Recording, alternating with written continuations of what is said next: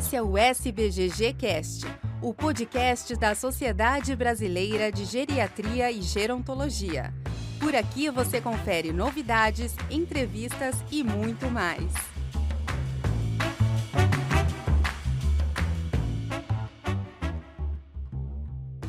Olá, eu sou Cláudia Semoto, professora de geriatria da Faculdade de Medicina da USP. Eu tenho um grande prazer hoje de estar aqui entrevistando duas personalidades da doença de Alzheimer que estão conosco hoje no SBGG Cast.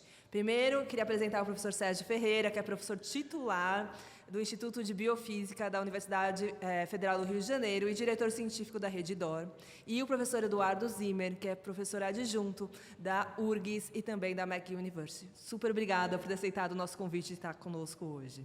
Prazer. E eu queria conversar um pouquinho hoje sobre biomarcador. Na verdade, a gente tem falado muito sobre os avanços de tratamento na doença de Alzheimer, mas eu não tenho dúvida que o grande avanço é em termos de diagnóstico. Então, muitas coisas que a gente só media quando a pessoa morria e que tinha pouca utilidade clínica, cada vez mais tem novos biomarcadores, principalmente para a doença de Alzheimer. E isso sim que propiciou as evoluções que a gente está vendo em termos de tratamento. Então, falar sobre biomarcador, sobre diagnóstico para nós é super importante. E para todos os nossos associados, tem muita dúvida sobre o biomarcador. Quando pedir, o que é, Então, a gente vai começar bem no comecinho. E a minha primeira pergunta vai ao professor Eduardo Zimmer. Eu queria que você definisse o que é o biomarcador e quais biomarcadores a gente tem disponível hoje, seja para pesquisa, seja para clínica na doença de Alzheimer. Obrigado, Cláudia, pelo convite. É um prazer estar aqui falando para os associados.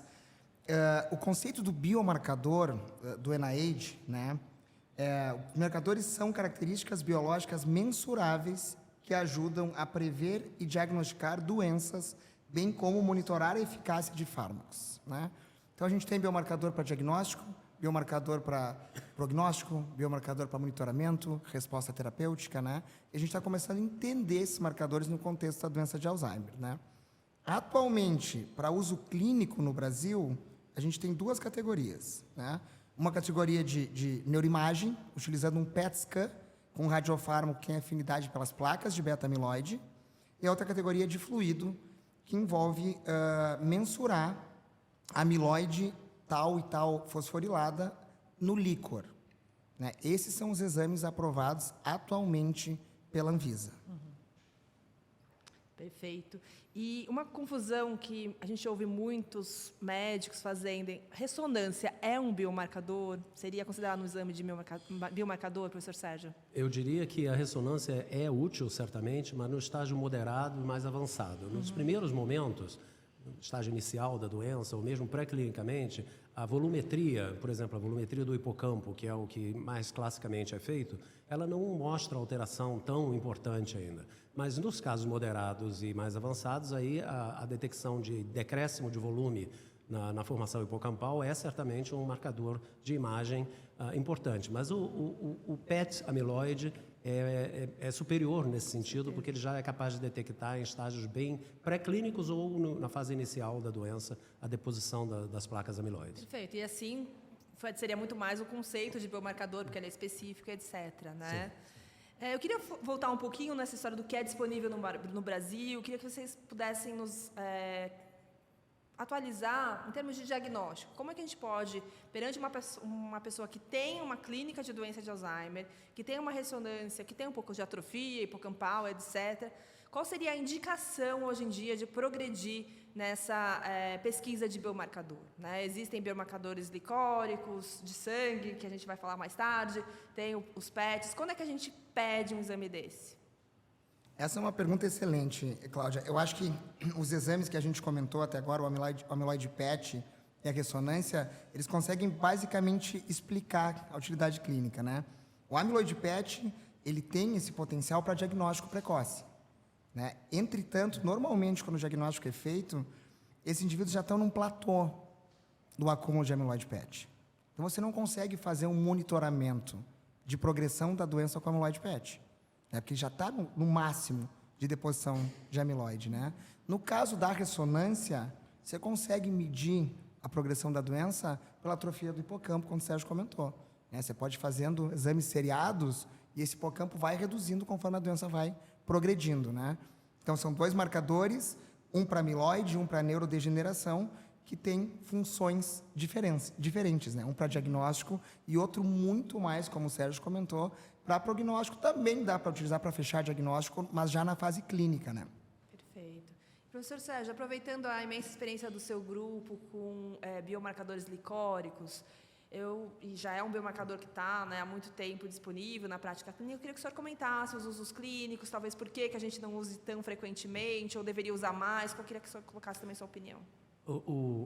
De fato, o nosso grupo tem conseguido realizar ao longo da última década vários estudos com biomarcadores glicóricos. Isso numa clínica de memória que nós conseguimos estabelecer no Instituto DOR de Pesquisa e Ensino, no Rio de Janeiro, no IDOR. Então, uma clínica é um grupo multidisciplinar, um time multidisciplinar de pesquisadores que envolvem desde os neuropsicólogos, que aplicam os primeiros testes, mas todo o acompanhamento, fonoaudiólogos, psiquiatras, evidentemente, pesquisadores da área básica, neurologistas, radiologistas. Quer dizer, esses pacientes são acompanhados já há bastante tempo por uma bateria multimodal de testagem, e isso tem permitido que a gente, nesses pacientes, realize estudos no líquor, de biomarcadores no líquor, tanto validando aqueles que já são autorizados aqui no Brasil, né, como a beta, peptídeo beta-amiloide, a tal e a fosfotal, como o Eduardo comentou, mas também buscando identificar novos biomarcadores no líquor que possam ser característicos, talvez, da população brasileira.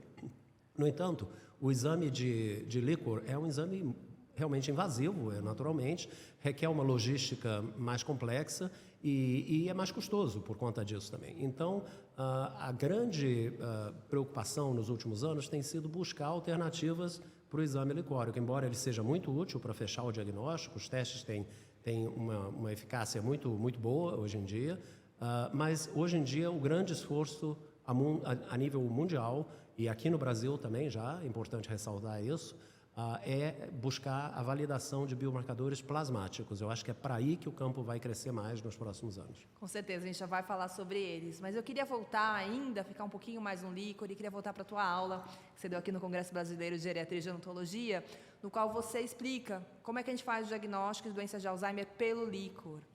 Muito legal, Cláudia. A gente tem, aconselho todos os ouvintes, né?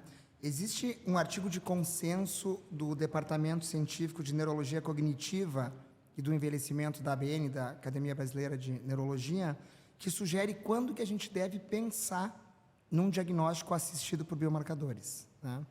E são situações bastante específicas, né? E posso ler para os colegas aqui, né? Investigação de demência de início pré-senil, antes de 65 anos, em casos com apresentação ou curso clínico atípicos, hidrocefalia comunicante e ainda qualquer evidência ou suspeita de doença inflamatória, infecciosa ou priônica do sistema nervoso central, né? E, obviamente, quando a gente tem dúvida do diagnóstico, né? A gente pode pensar num diagnóstico assistido por biomarcadores, né?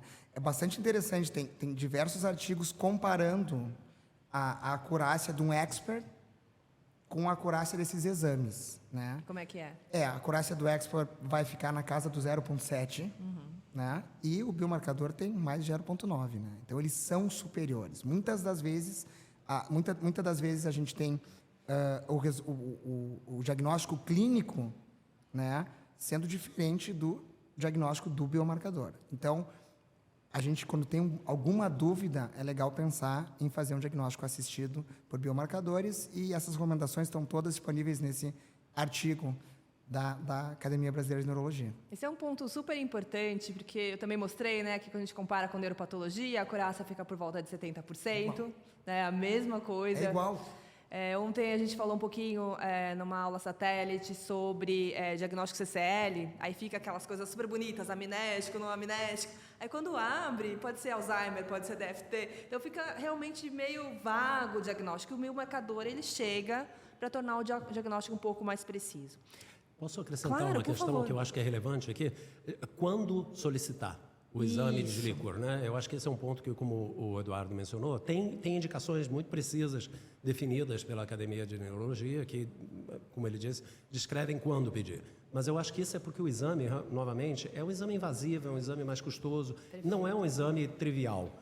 Na hora em que os exames baseados em detecção plasmática tiverem mais disponíveis, mais universalmente disponíveis, eu acho que aí o indivíduo com CCL, e principalmente aquele indivíduo que tem queixa subjetiva de memória, talvez, possa vir a ser um caso elegível para isso. Porque os custos vão ser mais baratos, é um exame de sangue trivial, uma coleta simples, então talvez aí seja interessante como forma de screening. Perfeito, adorei esse ponto. Posso contribuir um pouquinho? Manda ver. Concordo 100% com o Sérgio.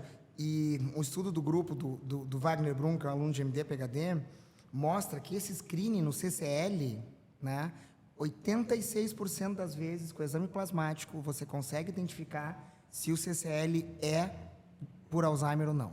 Só com o exame de sangue. Só 14% das vezes você precisa pedir um exame extra. Perfeito. De imagem ou licórico para confirmar. Mas 86% dos casos você sabe que esse CCL é devido à doença de Alzheimer. E isso é super interessante, porque mesmo que a gente ainda não tem droga anti-amiloide no Brasil, quando tiver, eu acho que aí a necessidade fica para tudo, para líquor, etc. A gente vai precisar fazer o diagnóstico de certeza para poder tratar. Mas mesmo quando a gente fala de um comprometimento cognitivo leve, que você não sabe se vai evoluir, que você não sabe a causa, um biomarcador ele pode ter utilidade. A gente acaba não indicando líquor, eu concordo perfeitamente com você, Sérgio, porque ele é muito invasivo, mas na presença de um exame de sangue é uma coisa trivial, como você disse. Eu acho que aí vai ser bem pedido mesmo. Isso leva a gente para o fato de que esses biomarcadores plasmáticos serão muito úteis, não apenas para fechar o diagnóstico, mas prognosticamente. Quer dizer, realmente ter uma ideia 6 anos antes, 8 anos antes. No momento, a gente tem quase que... As evidências estão quase fechadas de que pelo menos 6 anos antes você já consegue prever que aquela pessoa poderá converter com alta probabilidade. Então, eu acho que realmente aí a coisa vai abrir para a sociedade e espero eu que para o serviço de saúde pública no Brasil também. E eu queria tocar um pouquinho num ponto. Nós já temos exames de sangue, né, biomarcadores sanguíneos sendo comercializados no Brasil. E um ponto que a gente aprendeu com vocês nas aulas é que eles não estão validados para o Brasil. Eu queria que vocês explicassem, talvez podemos começar com você, Sérgio, por que é importante validar para determinada população? Então, já foi validado, por exemplo, lá na Suécia, por que precisa ser validado aqui no Brasil? Eu queria que você conversasse um pouquinho sobre isso. Claro, porque eu acho que, basicamente, como você disse, Cláudia, quase todos os estudos de biomarcadores plasmáticos foram realizados em países no norte global. No sul global, por várias razões, isso tem sido muito limitado. Então, por exemplo, comparando uma população norte-europeia ou norte-americana com a população brasileira, nós temos uma diferença de diversidade genética aqui no Brasil, que é muito diferente da população típica norte-americana, que é essencialmente branca, anglo-saxônica em sua maioria, na Europa outros grupos populacionais, mas muito diferentes da nossa mistura genética aqui no Brasil. Então tem a questão genética. Por outro lado, tem a questão de estilo de vida, fatores de estilo de vida que nós sabemos hoje que são fatores de risco importantes para a progressão, para a demência em geral e particularmente para a doença de Alzheimer. Então, esses fatores de estilo de vida são também diversos nos países do hemisfério norte: alimentação, atividade física, educação, vários outros cuidados de saúde que as populações do norte tipicamente têm mais acesso e que aqui a nossa população brasileira tem menos. Então, é muito importante validar o que se encontra nesses outros países no Brasil, porque senão nós vamos estar usando marcadores e níveis e cut-offs que são estabelecidos para outras populações que talvez não se apliquem aqui à população brasileira em geral. Então, isso é importante e, infelizmente, alguns grupos aqui, como o nosso, como o do Eduardo, já estão se debruçando sobre isso. Então, Posso contribuir um pouquinho? Claro. Eu gosto muito de usar essa analogia, né? Os fatores sociodemográficos também, né? O código diário, nosso CEP, diz muito mais sobre a nossa saúde do que o código genético, né? A gente brinca com esse termo, né? Porque é verdade, né? Onde você mora, onde você está, tem um super impacto na saúde cerebral, né? Então, entender como esses fatores influenciam no resultado dos exames é uma coisa muito importante, né? Eu acho que a gente está chegando nesse momento agora.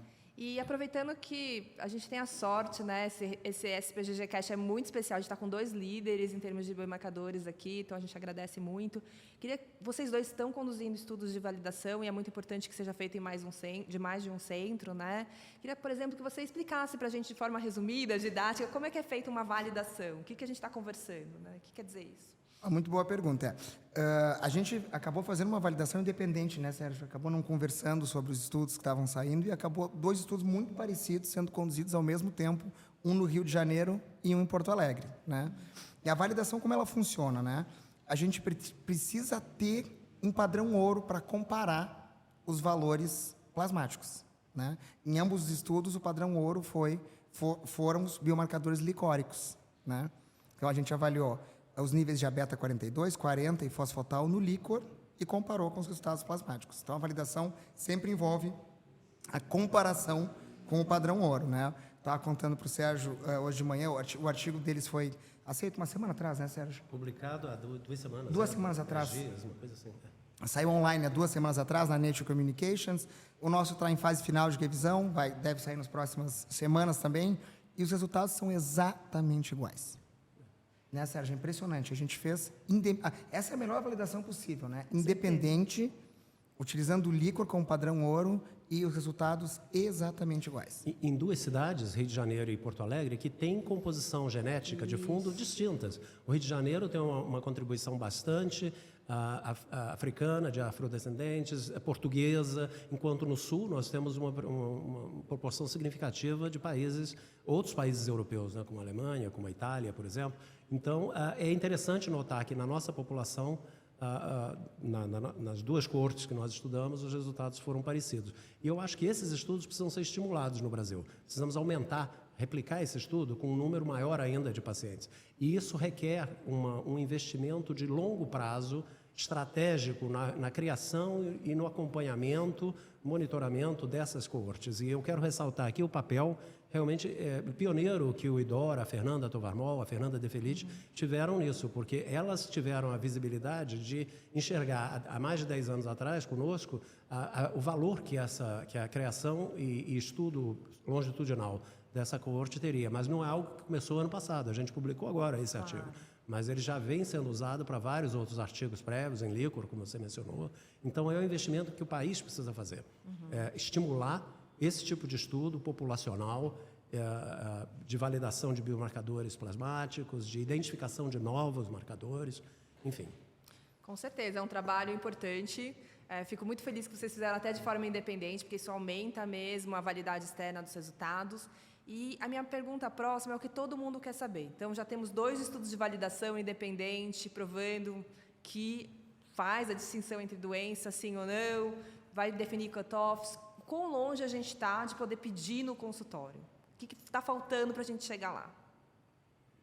Pergunta bastante interessante, né? O que a gente precisa fazer, né? A gente precisa seguir o protocolo da Anvisa Diagnóstico in Vitro. Então, primeiro precisa fazer um grande estudo, como o Sérgio falou, diversos estudos, né, dentro do país, em diversas regiões, para a gente conseguir entregar um dossiê que se adeque a tudo que a Anvisa quer para se transformar num diagnóstico in vitro. Então, a gente está alguns anos, eu acho, né, Sérgio, para ter... A minha perspectiva é pelo menos uns 2, 3 anos para a gente ter um marcador, né? Mas a importância de comentar o que o Sérgio comentou você imagina, se a gente consegue ter um exame laboratorial plasmático, um exame de sangue, né, na ponta, por exemplo, no SUS, a gente consegue pensar em prevenção secundária, que é todo o trabalho que você vem desenvolvendo aqui, Cláudia, que é maravilhoso. Né? Todos os fatores de risco modificáveis que vocês têm mostrado para a gente ao longo dos anos, eles podem ser alvo de estratégias que já existem no SUS. Né? Por exemplo, uma clássica, hipertensão e diabetes, tem um programa chamado Hiperdia, né? Que entrega medicamentos para tratar hipertensão e diabetes, que são fatores de risco modificáveis. Então, eu acho que a importância do país entender a necessidade de financiar esses estudos para lá na frente a gente reduzir a quantidade de indivíduos na fase clínica dessas doenças, em CCL ou demência, é essencial. Eu acrescentaria apenas que, além da questão de expandir os estudos para que a gente possa atender aos critérios de submissão à Anvisa, como o Eduardo falou, tem a questão ainda do custo do exame. Esses são exames ultrassensíveis, capazes de detectar quantidades mínimas desses analitos no plasma. E, portanto, são caros ainda. Então, eu acho que esse é um dos desafios, trazer o custo desses exames para uma faixa que seja mais acessível para a população como um todo, para o sistema público de saúde. Mas, ainda assim, mesmo considerando que eles são caros, qual é o preço de não diagnosticar e não começar a tratar essas pessoas? Se a gente bota nos dois braços da balança, eu acho que você investir recursos na detecção precoce, no prognóstico, eventualmente, acaba compensando o que você deixaria de ter de retorno econômico e os gastos mesmo de cuidado desses pacientes anos depois. Então, eu acho que a coisa vai se equilibrar dessa forma um pouco. Acredito que eles vão se tornar disponíveis. Perfeito. Eu queria fazer umas 2 últimas perguntas para a gente encerrar. Uma é de aplicabilidade clínica, que já foi discutido. Uma vez eu ouvi essa conversa, queria aproveitar a opinião de especialista de vocês. Se a gente tivesse que usar o exame que está disponível de forma não validada no Brasil e usasse... O que foi dito é o seguinte: se o valor vem estourado, eu posso ficar tranquilo, porque o cutoff não vai, de certa forma, influenciar tanto. Vocês acham que essa afirmação tem algum fundamento do ponto de vista da clínica? Ou seja, o exame veio muito alterado, eu posso dizer que é um Alzheimer, mesmo ele não estando validado aqui no Brasil? Eu diria que a questão é a seguinte, Cláudia. Se o exame vem estourado, eu diria que a probabilidade é muito alta de que seja Alzheimer. Mas se esse paciente está numa fase pré-clínica, esse indivíduo, não vou dizer paciente, porque talvez ele ainda não... né? Então, a quem revelar esse diagnóstico? Essa é uma outra questão ética. Essa é a próxima pergunta. Essa é a próxima. Então, eu guardo a minha resposta para a próxima. Vamos conversar sobre isso. Eu concordo com o Sérgio, é muito provável, mas a gente precisa trabalhar com dado científico, né? A gente não tem esse dado. Perfeito. É muito provável, mas nós, como cientistas, a gente segue o dado científico. O dado científico da população brasileira está começando a aparecer. Perfeito. Essa era mais uma provocação, porque o pessoal está querendo usar o exame e está usando dessa forma que eu estou falando para vocês. Então, para também passar para quem está nos ouvindo, para aparentemente não usar até estar realmente pronto. Tá bom? Isso aí está tudo bem? Tá. Então, eu vou passar então para a nossa última pergunta, que é exatamente isso que você começou a discutir, né? Não só estão usando os valores estourados para fazer diagnóstico, como está sendo pedido, no Brasil, inclusive, esses exames, em outros lugares do mundo, os biomarcadores sanguíneos para fazer prognóstico. Será que eu tenho Alzheimer? Eu estou aqui conversando com vocês, quero saber se eu tenho Alzheimer, vou lá e colho o meu exame de sangue. Eu não tenho nenhum sintoma cognitivo, nenhum sintoma comportamental. Tá certo? Qual a opinião de vocês sobre diagnosticar, usar esses exames em pessoas sem sintomas? Eu diria que, no momento, do ponto de vista técnico, nós ainda não estamos lá. Nós estamos chegando lá. Os dados estão se acumulando. Novamente, no Brasil ainda não temos essa informação, como disse o Eduardo, mas fora já existem evidências de que realmente você vai conseguir fazer algum prognóstico de conversão. O nosso estudo, recém-publicado, ele fez um estudo curto, uma janela de 2 anos, e nós vimos que a detecção plasmática de biomarcadores conseguia prever, com alguma acurácia, a conversão tanto de não sintomáticos para MCI quanto de MCI para Alzheimer. Então, sugere que há alguma possibilidade aí. Mas, novamente, a quem você revela esse diagnóstico? Uma pessoa que tem uma queixa subjetiva de memória, é PET negativa, por exemplo, se tem alguma alteração no biomarcador plasmático, você vai dar esse diagnóstico a essa pessoa, aquilo é uma espada sobre a cabeça da pessoa, é uma preocupação que a pessoa que vivia uma vida relativamente normal, tinha alguma queixa subjetiva, mas vivia a vida. De repente vai se ver diagnosticada com uma doença para a qual não há um tratamento ainda. Exato. Então, isso é um peso muito forte no paciente e na família. E tem questões mais econômicas, mais sociais, assim, né? Imagina se as seguradoras, os empregadores começam a pedir como screening de rotina biomarcadores para quem tenha 40 anos de idade, por exemplo. Nenhuma clínica, mas você fazer isso, né? Então, é uma questão ainda muito complexa que está começando a surgir, porque há 5 anos atrás essas técnicas não existiam, nem no exterior.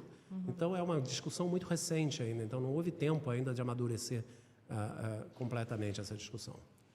Você, Eduardo, eu concordo 100% com o Sérgio, eu acho que a gente não está lá ainda, né? Eu só vou complementar uma coisa importante que é relacionada com o estigma da doença de Alzheimer, né? a gente precisa, de alguma maneira, explicar para a população que um diagnóstico da doença de Alzheimer não quer dizer que você vai ter demência, que você tem demência. Né? O indivíduo que recebe um diagnóstico, ele vive muitos anos ainda, antes de chegar na fase de demência. Né? Então, existe essa confusão entre doença de Alzheimer e demência. Né? Eu acho que esse trabalho de educação da população, né, de tratar de prevenção, explicar esse divórcio entre a fase de demência, onde o indivíduo perde toda a funcionalidade, e essa longa fase, onde ele pode ter um declínio cognitivo leve, precisa ser explicado para a população. Né? Que ele tem existe uma vida para o paciente diagnosticado com Alzheimer no CCL. Né? Então, isso é uma parte de educação que a gente precisa trabalhar. Sim. Né? A população precisa entender, né, que dá para viver com a doença de Alzheimer. Né? Por um bom tempo, até chegar numa fase, como o Sérgio falou, onde o paciente não consegue mais. Né? Mas eu acho que a gente tem que falar sobre Alzheimer, né? Reduzir um pouco o estigma. Isso eu acho que pode ter um papel muito interessante para a nossa população também.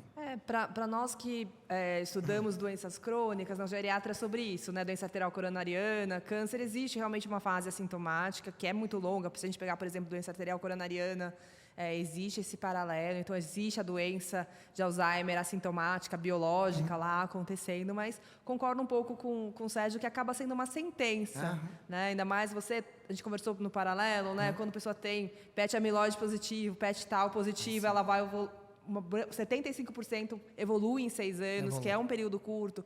Então, acho que é uma discussão que muitos de nós precisa fazer mesmo, porque ela é muito profunda, no sentido que ela pode ser usada por empregadores, pode acabar, de certa forma, a perspectiva da pessoa a curto prazo sobre a vida dela. Então, é uma discussão bastante importante. Mas, de qualquer maneira, nesse momento, ninguém tem indicação de pedir biomarcador em pessoas assintomáticas até que se mude. Que se muda o prognóstico, né, a sobrevida dessas pessoas. Né? Internacionalmente, a recomendação é essa. O Perfeito. indivíduo assintomático não pedir ainda biomarcadores de fluido. Perfeito. Queria super agradecer a vocês. Acho que foi muito importante para todos nós conversarmos sobre biomarcadores, que está entrando na prática da geriatria cada vez mais. Queria agradecer a disponibilidade, todo o conhecimento e, principalmente, o trabalho de ponta que vocês fazem, cada um nos seus institutos. Muito obrigada. Obrigado a você, Cláudio. Um prazer. Uma honra estar sendo entrevistado por você, né, Cláudia? Obrigada, Muito obrigado. pessoal. Muito obrigada.